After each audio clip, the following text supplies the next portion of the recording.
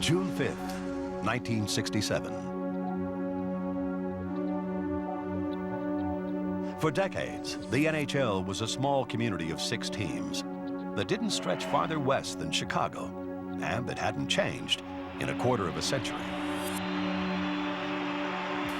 Then, seemingly overnight, the NHL doubled in size, expanding its boundaries to California and landing in such exotic locales as Los Angeles and Oakland. Some of those franchises are gone now. But the expansion of 1967, brought about by the powerful force of televised sports, would change the game forever.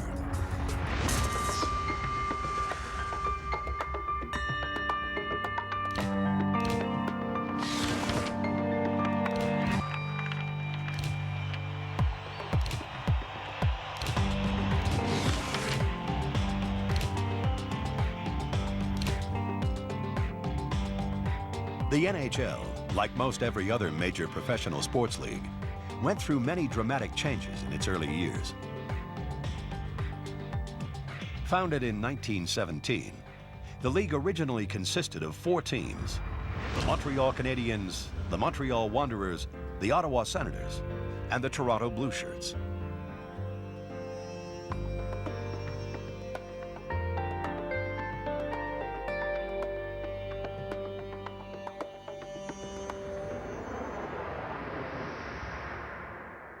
The Wanderers would disband when their arena burnt down shortly after opening night. But a decade later, the NHL would expand to 10 teams, adding franchises in Boston, Pittsburgh, Chicago, Detroit, a second team in Montreal called the Maroons, and 2 franchises in New York, dubbed the Rangers and the Americans. By the 1942-43 season, however, the Great Depression and World War II had reduced the league to 6 teams. Those teams would come to be known as the Original 6 and would make up the NHL for the next 25 years.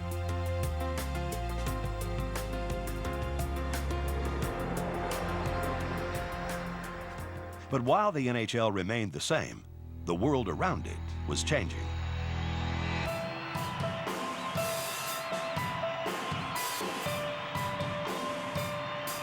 By the early 60s, televised sports was becoming more and more popular in North America, and professional athletes were becoming mainstream stars.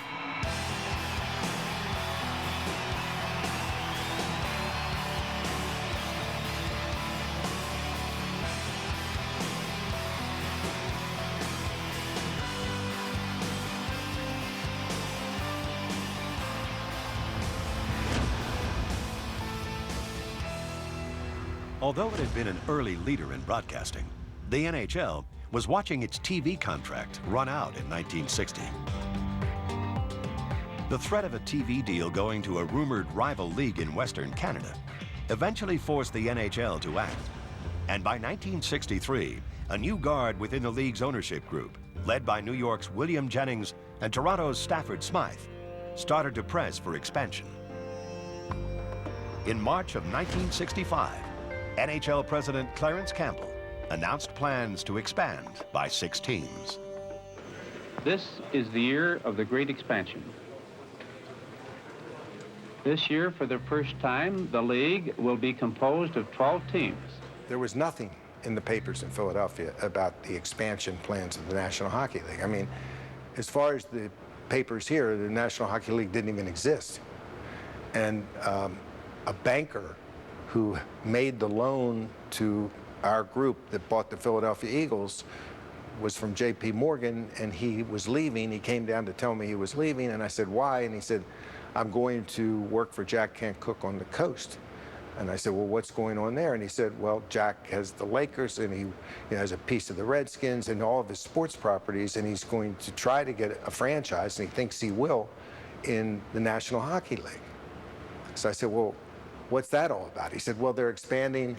They're going to add 6 additional teams. And I said, really? And he said, yeah. And I said, what are the cities? And he railed them off, and I think Baltimore was one. And I said, well, you know, I think we'd be better than Baltimore. So I then applied for a franchise with my group and went up to see Bill Jennings, who was the governor of the New York Rangers and the head of the expansion committee, and we got it. You know, it was a process, but we made it happen. A year after the first announcement, Clarence Campbell laid out the blueprint for the NHL's ambitious expansion. The league had received 14 bids for new teams. It awarded franchises to Philadelphia, Los Angeles, Minneapolis-St. Paul, Pittsburgh, St. Louis, and San Francisco-Oakland. A bid from Vancouver was rejected, largely because Montreal and Toronto did not want to share TV money. That decision caused a furor in Western Canada. But things weren't much easier for the 6 new teams.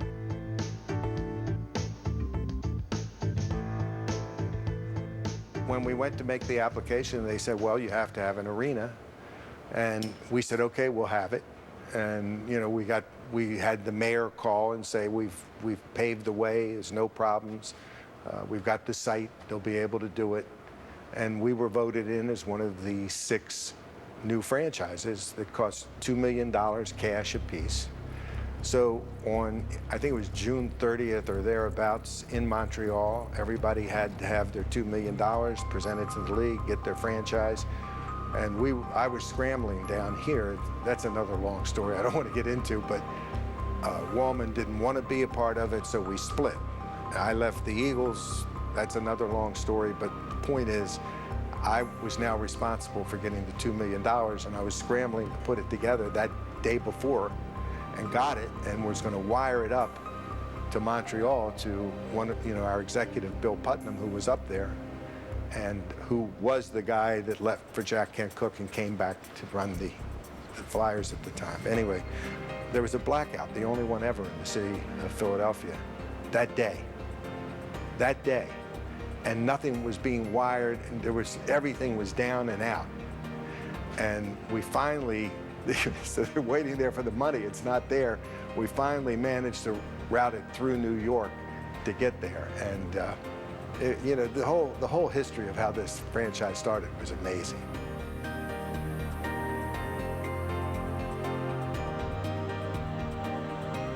As things turned out, building the new rink in Philadelphia wasn't as difficult as obtaining the financing.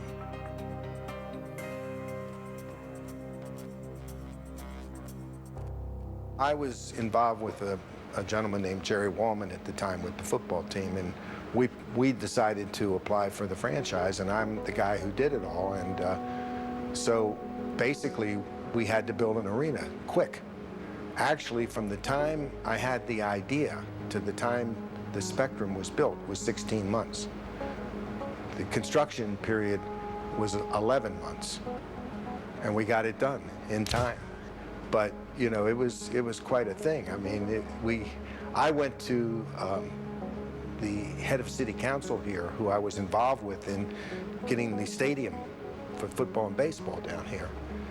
His name was Paul Dortona, and said, what if we plunk an arena on the parking lot of what's going to be the stadium? I mean, it'll increase revenues, and parking revenues, we'll pay rent and so forth. And he loved the idea. Took me right in to see Mayor Tate, and Mayor Tate loved the idea. And he called in the city solicitor and the city finance director right on the spot and said, look, they want to build an arena. He said to the city solicitor, let's get the legal work done. He said to the finance guy, he said, figure out how much the land costs us, divide it over the length of the lease, and let's get this thing going, all in one day. Canadian businessman Jack Kent Cooke had established himself as a new mover and shaker in sports in the mid-60s. He had purchased the NBA's Los Angeles Lakers and a share of the NFL's Washington Redskins. But hockey was the Hamilton native's first love. And when he was awarded an NHL team for Los Angeles, he began planning a gleaming new sports palace in LA. I think at that time, Los Angeles was an outpost for hockey. We had the original 6, and then the Kings came in, the first expansion in '67, and Hockey is a foreign sport in Los Angeles, and Mr. Cook believed that you had to have this. The same with the basketball. I think he believed in the star system, and although the Kings had a very solid team under Bob Pulford in the early 70s, they went to Detroit and acquired Marcel Dion. He felt that he had to have a star in Los Angeles. Kareem Abdul-Jabbar came over for the basketball team, and Mr. Cook loved to have nicknames. You know, we had to have some catchy phrases. So I think some of the original players like Eddie Joyal became Eddie the Jet Joyal, and he liked to have different monikers for the players so that the fans could identify with them. They brought in Eddie the Entertainer Shack came in to play for the Kings. So there were most of the players in the early years had some great nicknames. Eddie Joyal wasn't the only established NHLer who would be uprooted by expansion.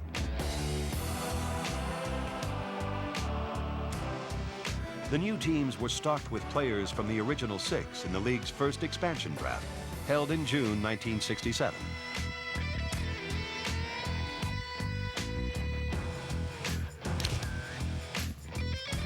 Legendary Hall of Fame goalie Terry Sawchuk went to Los Angeles.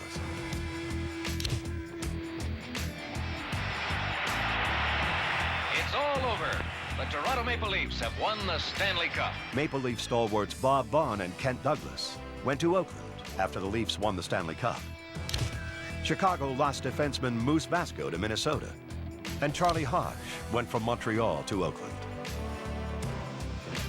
It was also decided the 6 new teams would play in their own division. 4 months later, the NHL opened its 50th season with 12 teams. But this new league would play to mixed reviews. So we have the franchise, you know, we have our expansion team. We're getting ready to start. We're going to play our first game in the Spectrum in a few days, and the city decides to give us a parade from the center of town all the way down Broad Street to the Spectrum. So they put us in convertible cars, and we lined up to go down Broad Street to the Spectrum, and we were going down Broad Street, and here we are in this great parade, and nobody's there. Nobody's there. I mean, I'm telling you, people were standing on the street saying, what is that? That first year in St. Louis, and St. Louis was the late addition to the 6 expansion teams. And they got off to a terrible start. And Scotty Bowman took over as coach after about 15 games. But we only made the playoffs the last weekend of the season. And by then, interest in St. Louis, which was mild to moderate, became overwhelming, and we were filling the buildings, and the people got captured up in it. And we beat Philadelphia in a 7-game series, and then beat Minnesota in a 7-game series. And so then we were in the finals for the Montreal Canadiens. So it really did ignite hockey interest in St. Louis back then.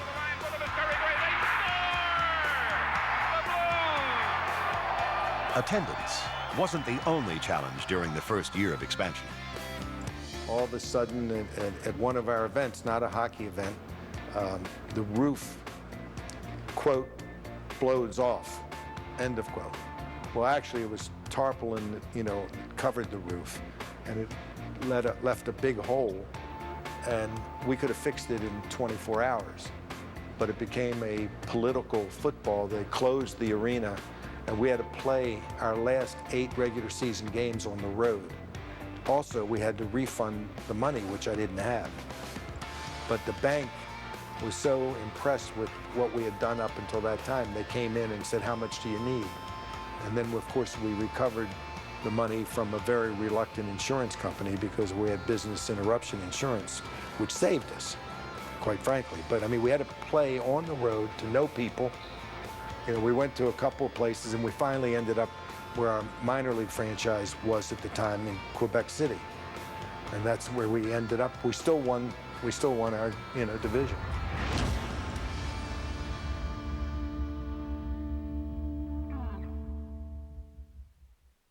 The Minnesota North Stars, unfortunately, suffered the greatest loss of all during their inaugural season.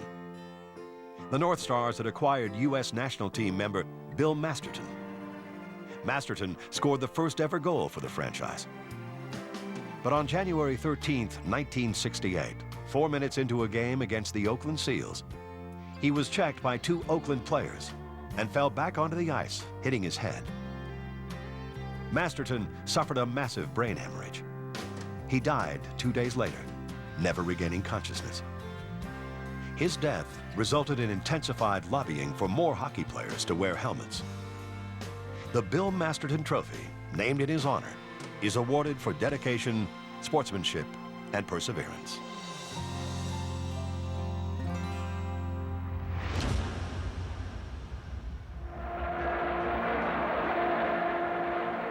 As part of the new configuration, it was determined that the playoffs would take place within the two divisions, meaning the ultimate Western Division champion would advance to the Stanley Cup final.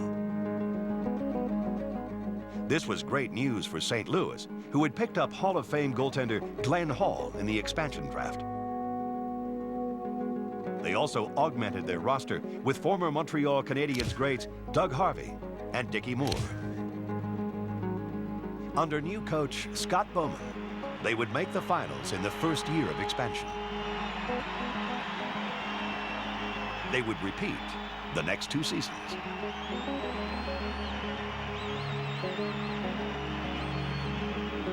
We ended up with good teams, and most of the expansion teams, the attendance was good. And so, the people must have accepted it, but it was tough to build into good teams. Like I say, it had to be old guys or young guys, and in the original six, basically didn't lose anything, and it was two leagues, the original six and then expansion, and we would cross and play, but in the playoffs you would play in your own division. Expansion played and original six played, and then they met. Joining Hall between the pipes was fellow Hall of Fame goaltender Jacques Plante. We had the best goaltending tandem in the NHL, but the way the system was devised for the expansion teams coming in initially was that there were very few quality young players made available to us. So your only option was to go on veterans, and the likes of Lynn Patrick and Scotty Bowman, we picked up some solid NHL veterans, and we were able to make a great trade with the New York Rangers to acquire Red Berenson, who became an instant star from being a part-time player with the Rangers. But we had a lot of veterans in the twilight of the career. Doug Harvey played, Dickie Moore, Phil Goyette, just on and on. So it definitely helped our club out once we got into the playoffs, because we had a lot of players who had a lot of rings and who knew how to win those type of games. Expansion was totally unfair. The existing teams, the original six, gave up nothing. They gave up some old guys that they figured couldn't play anymore, and some young kids that they felt would never play. I think, and St. Louis represented expansion for the first few years, and I think we really represented expansion very, very well. And had it not been represented that well, I think it would have been more difficult for people to accept it. Unfortunately, the new franchise in the Bay Area was beset with problems.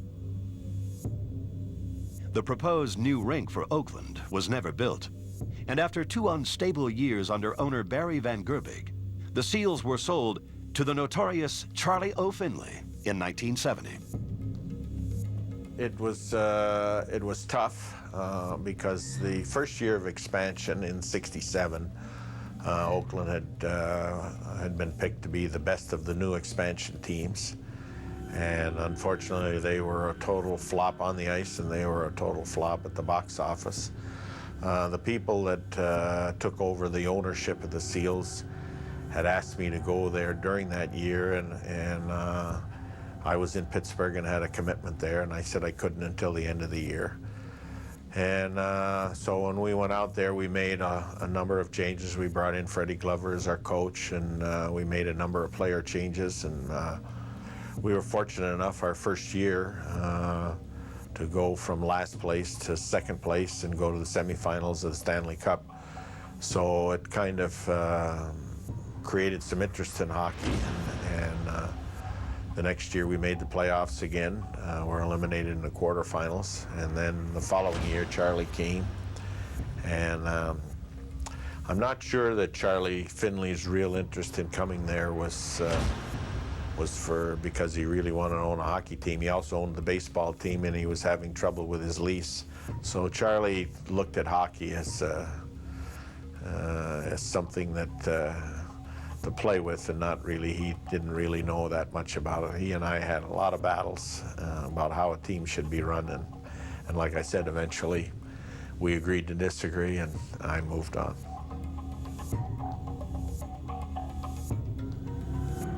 The veteran players on the teams had their own adjustments to contend with. I played a long time. I was pretty near 40 when I retired, which is not really considered. It was considered gold at that time, but it was expansion, and they were looking for an old goalkeeper. They said, well, with age comes wisdom, one of the great fallacies that's ever been told.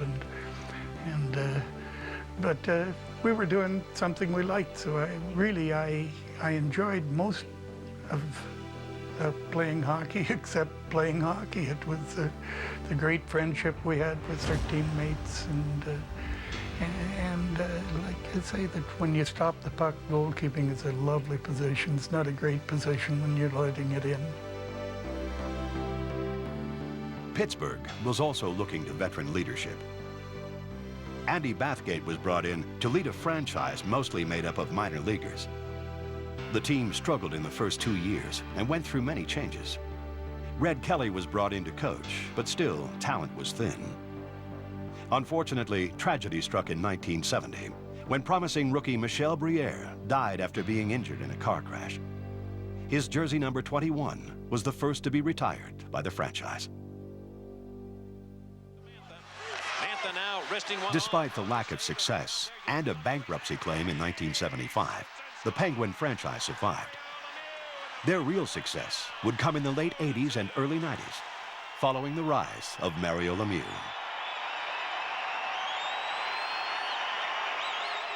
In Philadelphia, the Flyers had overcome some of their early off-ice challenges. Eventually, they'd pick up some players who would turn out to be useful. The team began to improve. It helped, of course, that the Flyers drafted a center from Flin Flon named Bobby Clarke in the second round of the '74 draft. It also helped that the Flyers brought in Freddie Shiro to coach the team, and his unusual approach to the game proved to be successful. What we did is we hired our general manager and our coach a year prior. The day we got the franchise, we hired them. And they scouted the 6 original teams because there was going to be obviously an expansion draft. And there were going to be a lot of players available. And I think we did an incredible job in the expansion draft. 7 of our players played on our Stanley Cup team that we got in. You know, usually when you get an expansion draft, by the time you're a strong club, the guys that you got in expansion are mostly gone. But the guys that we got played a major role in our winning the cup. We got Bernie Parent. He was the goaltender.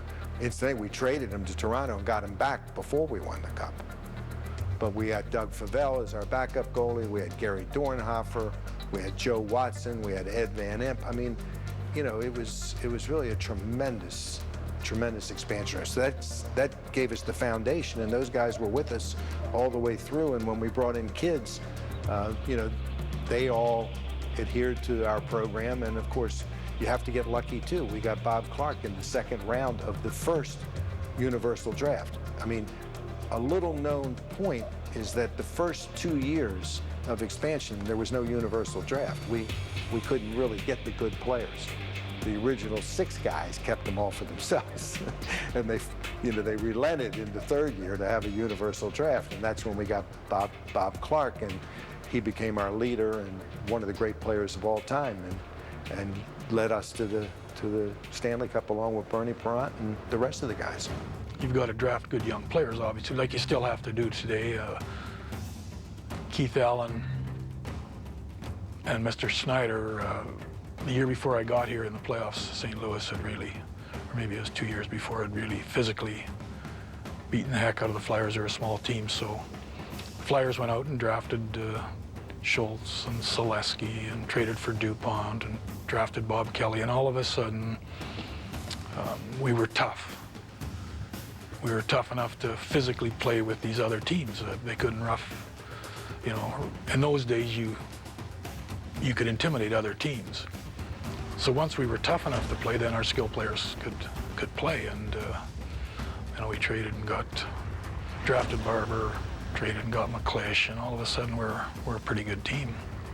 Well, I mean, you know, we won in 7 years. It had never been done before. And, you know, I'm quite proud of that.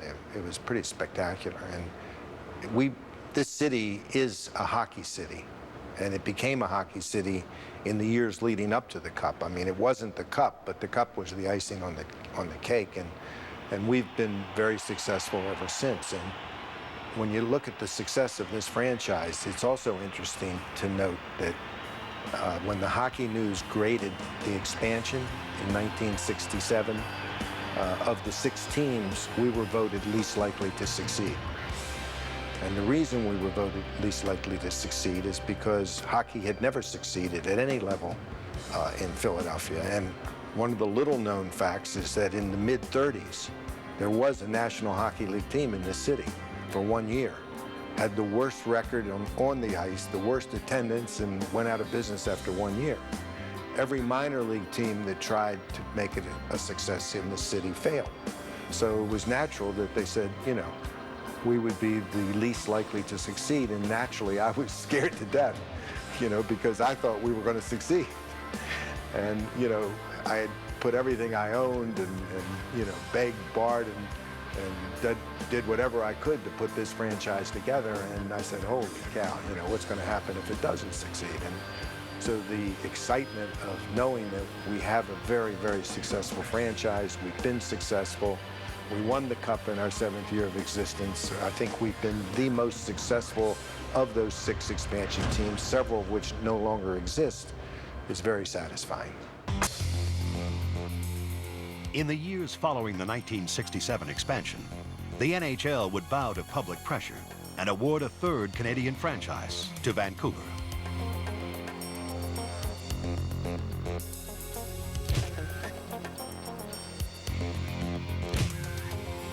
The Canucks came in along with Buffalo for the 1970-71 season.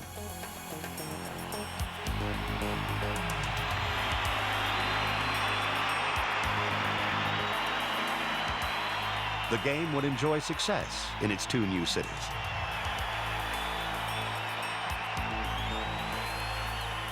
The same couldn't be said for Long Island and Atlanta. They were added 2 years later, partly to block the threat of the upstart new World Hockey Association. Looking at the situation there, it was really different than any other expansion or any other new team coming in, simply because we were not going to be the only team in the market. The New York Rangers were a pretty well-established team. They were probably, if not the best team in the league at that time, certainly the 2nd best. Very strong team with established stars, obviously, you know, and with Rod Gilbert and Jean Rattel and Eddie Jackman and Brad Park. They were serious Stanley Cup contenders, and one could see that they were going to be for the next few years. So, you know, the chances of us really competing for the first few years were pretty slim. Second of all, obviously, the Rangers are the most dominant team PR-wise, is well established. And the structure of the league was a lot different then. There were only 14 teams. We were put in the East Division, whereas the Atlanta Flames went in the West. In the East Division, and obviously the Montreal Canadiens, the Boston Bruins, it was a much stronger, tougher division. So it's pretty clear to me that where we were going to end up for the first couple of years. And in coinciding with that, the draft then was a 20-year-old draft. You knew that in the next few years, coming out of junior hockey in Canada, and there was some really outstanding talent coming. And so I simply sat down with the ownership and I said, look, we can go piecemeal and try and you know, bring in an old guy here, an old guy there, and create some. Or I said, we can just go for the entry draft and spend our time, effort, and money in looking down the road 3 to 5 years. And when the Rangers will be a much older team and we'll be a much younger team, and our talent, if we do a good job in our drafting, obviously then we felt we would draw in the New York market, that there were enough obviously in that market that we would be a decent draw even though we weren't winning. And so that's basically the approach I took for those reasons. It was a little tough. We only won 12 games the first year. And every city we went into, I remember the headlines, here come the hapless Islanders, and it was a little tough to take. The expansion draft was not a very generous one. I think there were only 3 established NHL players we got out of the expansion draft, Eddie Westphal being the most obvious. But the second year, we made a couple of moves and the team improved. I brought in Al Arbor as the coach, and we knocked 100 goals against off our record, which was a big thing. And defensively, we started to get better. And then obviously, we did a good job in the entry draft. And second year, we drafted Denny Potvin, which is obviously the first big step. And that's the way we went. It was a tough couple of years to get it off the ground, but once it started to take shape, it was pretty exciting. Tonelli to Nystrom, he scores! Bob Nystrom scores the goal. The Islanders win the Stanley Cup. It was very exciting. Bob Nystrom has the habit of getting overtime goals left of the fans. Just 8 years after that dismal first campaign, the Islanders would go on to win their first of 4 straight Stanley Cups.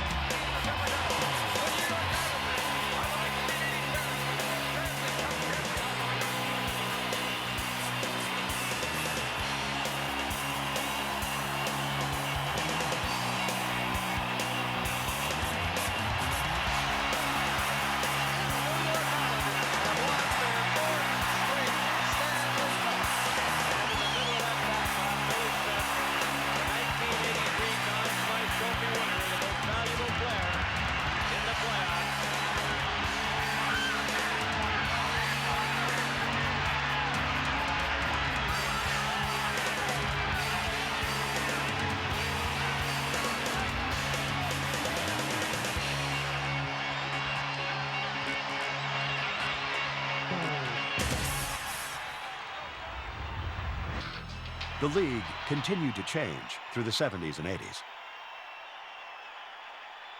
Kansas City and Washington were added in 1974. 5 years later. And as I say, I'm very pleased to report that the board supported that recommendation, and we can proceed to an expansion of the National Hockey League for the 79-80 season of adding 4 new teams.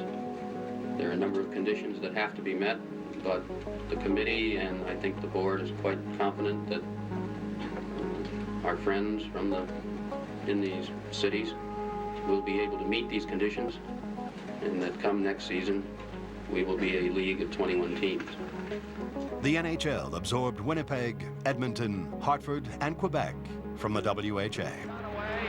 Cement ball, Gretzky is up there. Gretzky! Score! Taylor with a shot deflected, score! Dale Harrington.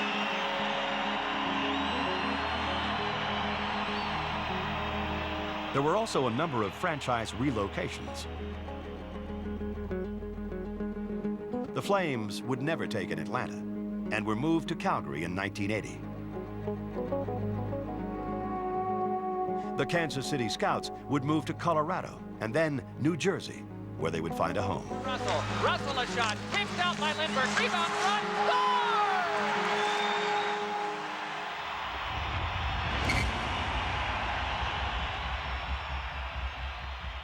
The NHL existed as a 21-team league for 11 years. He's in, scores! And look at the look on his face, that first NHL goal. In 1991, the league would welcome the San Jose Sharks.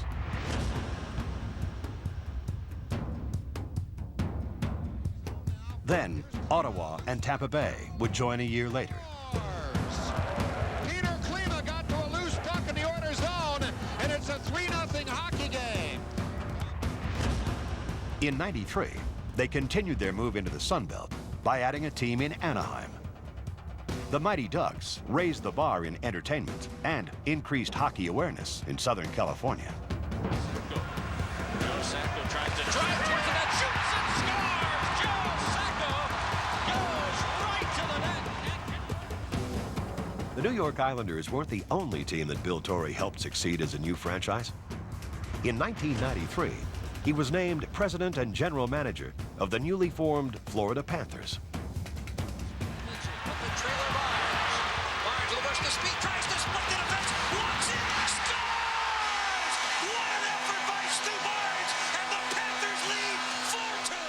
We had a unique bunch of players. I just saw Mike Huff here the other night at the dinner for Roger Nielsen, and we were talking about what a unique group of players they were. They all pulled 100%. They worked extremely hard. They were very, very good. That was a very good defensive team. We did not have a lot of goal scorers, and obviously it's tailor-made for Roger Nielsen because that's the kind of game he liked to play. And with Mark Fitzpatrick and John Van Beesbrook in goal, we had outstanding goaltending.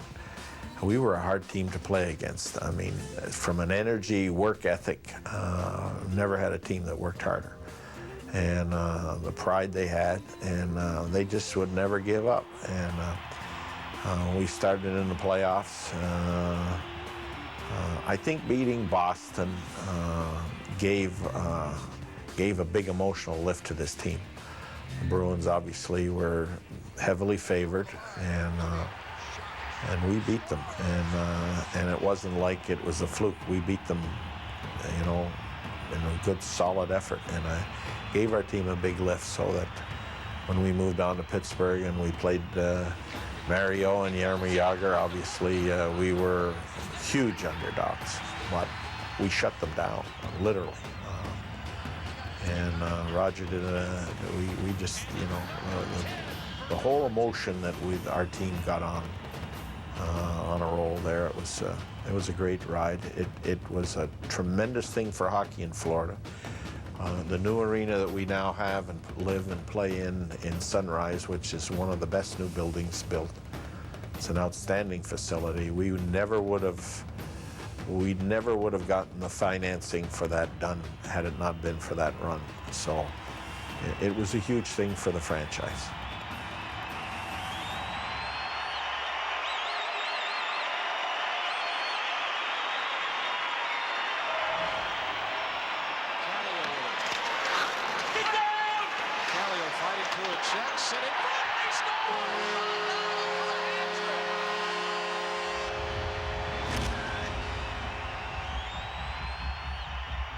The NHL awarded 2 more franchises, the Atlanta Thrashers and the Nashville Predators, to close out the decade.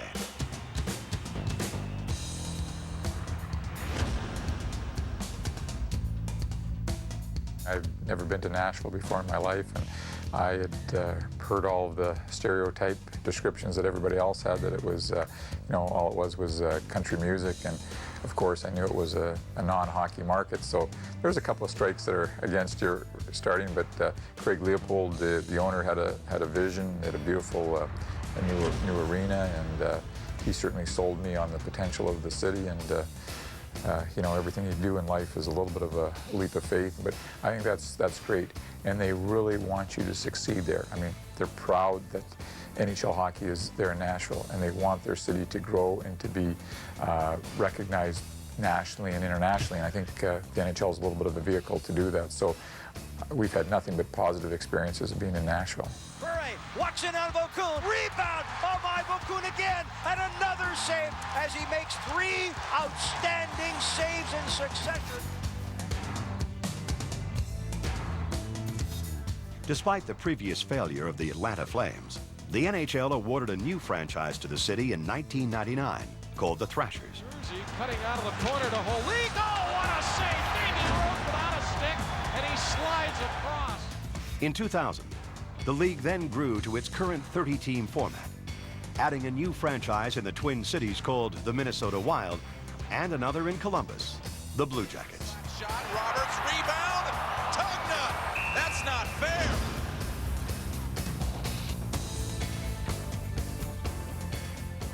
While the jury is still out for some in regard to expansion, it has certainly created new hockey fans in unforeseen places. Who would have thought back in the days of the original 6 that cities like Tampa Bay, Anaheim, and Dallas would be home to NHL teams? And not just any teams, but Stanley Cup winning teams.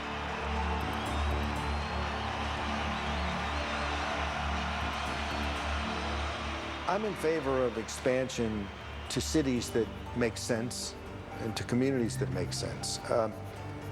The hockey people, which I'm a hockey person, but when I say the general manager types, oftentimes are against expansion.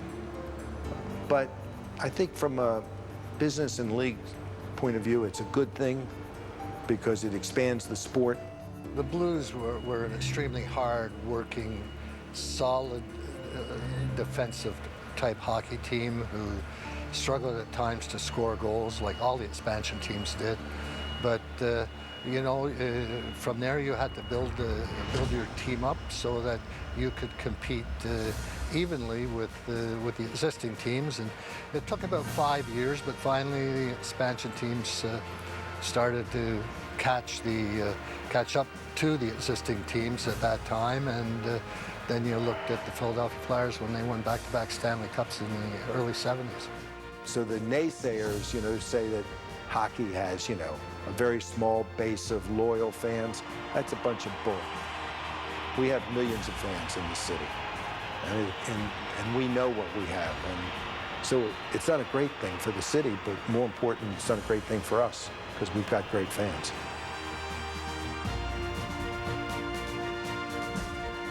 June 5th, 1967. A day that changed the game.